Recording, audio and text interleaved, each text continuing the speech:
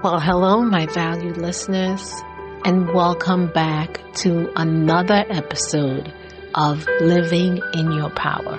This is the final episode in our August series, The Empowered Yes, Aligning with What You Are Called to Do.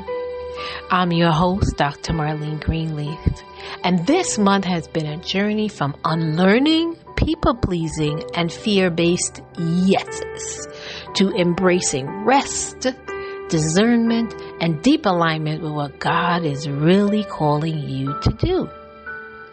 And now, as we close this series, I want to ask you one more question. What does it actually look like to live a yes life? Because that phrase sounds exciting, right?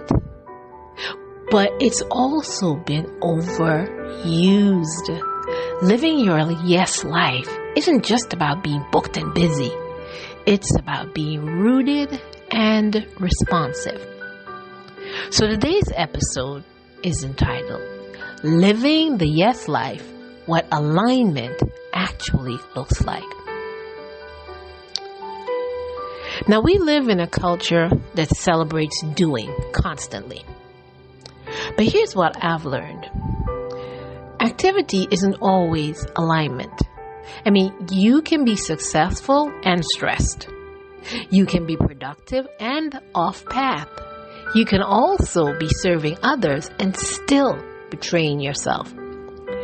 Living the yes life means saying yes to what reflects your values, not just your visibility. It means your goals, your relationships, your schedule, and your spiritual walk are not in conflict, but in agreement.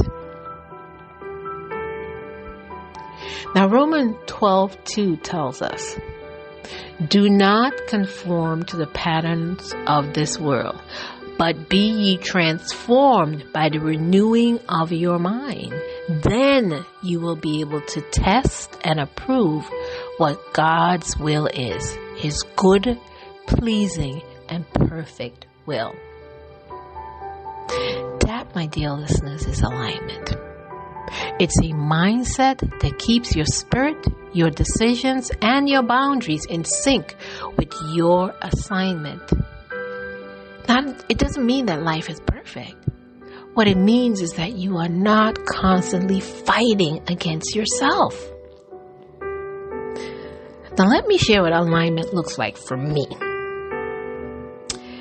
Alignment is when I can say yes and feel peace and not panic. It's when my no is clear and unshaken without an explanation.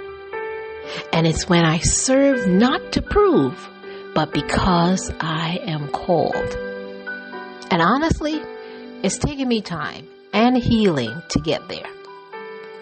I used to be overbooked. I would overbook myself, say yes to things that made my stomach turn, and call it servant leadership. But what I was actually doing was sacrificing my wellness for my image.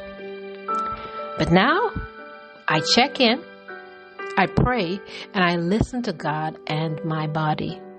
And when I feel that deep yes in my spirit, I know it's aligned.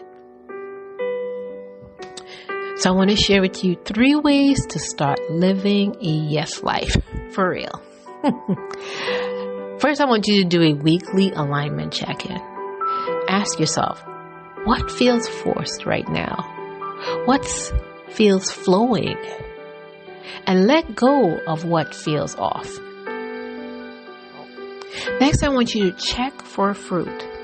And by this I mean, is this yes bearing peace, joy, and growth? Or is it giving stress, confusion, and depletion? And third, align your inner and outer life. Listen, don't speak and live chaos. Let your choices reflect your values. I want to repeat that. Don't speak and live chaos. You must let your choices reflect your values. So here's your empowerment prompt for this week. Where in your life are you ready to walk in full alignment? What's one yes you've been avoiding because it scares you, but deep down you know it's right?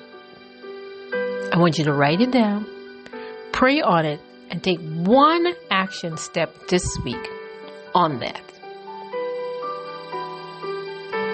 Now, in closing, I want you to remember that living the yes life is not about perfection. It's about permission.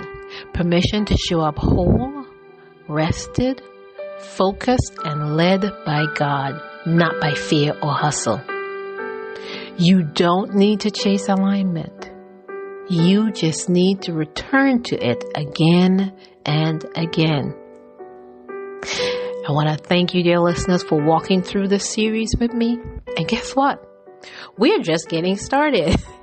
I will be back next week with a brand new theme for September.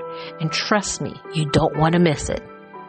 So until then, I want you to continue to live boldly in your power.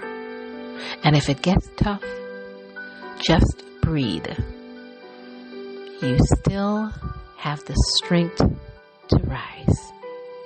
So until next time, continue to live in your